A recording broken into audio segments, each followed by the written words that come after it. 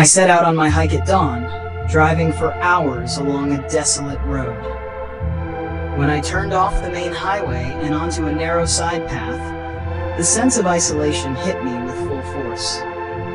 As someone who often goes hiking, I had chosen this trip to avoid the increasingly crowded trails.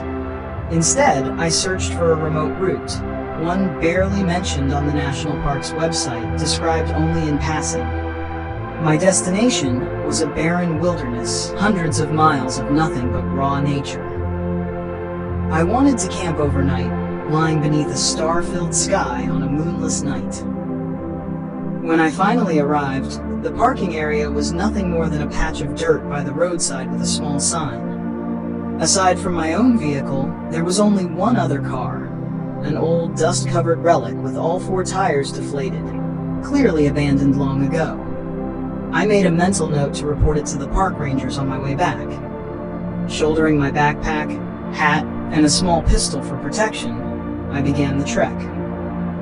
The first few hundred meters of the trail were calm, silent, but then a faint breeze carried with it a foul stench like rotting flesh.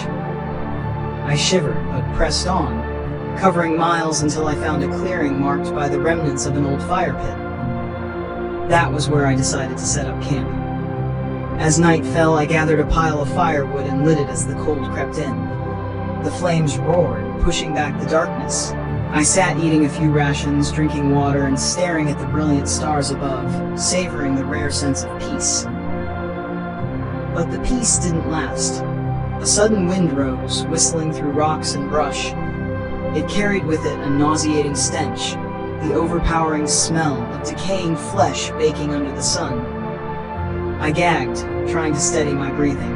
The fire flared violently, sparks scattering into the night. And then, when the wind died, I saw the impossible. The sky was black, every star gone, as if some unseen hand had snuffed them all out.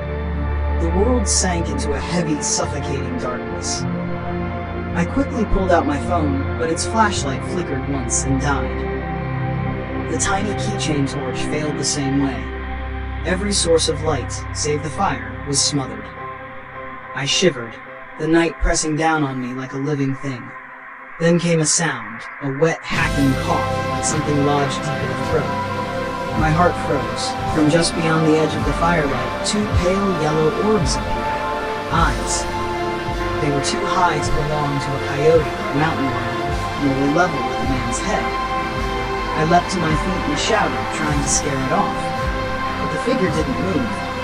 Instead, it lowered its head and began circling, never breaking its gaze from me. I knew then, with chilling certainty, I was no longer alone.